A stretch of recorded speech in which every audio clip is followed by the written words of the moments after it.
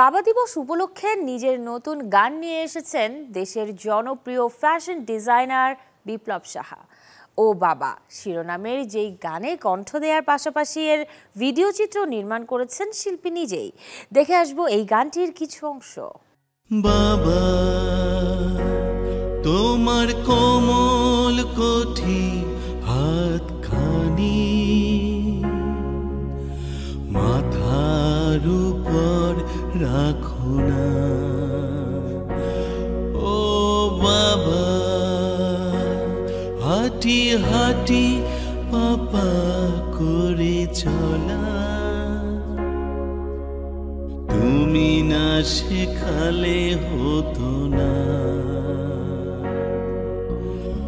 আজ আমি যা কিছু হয়েছে তোমার আশীর্বাদে পেয়েছি। সাফল্য আসে কিভাবে জীবনে তোমার কাছেই শিখেছি।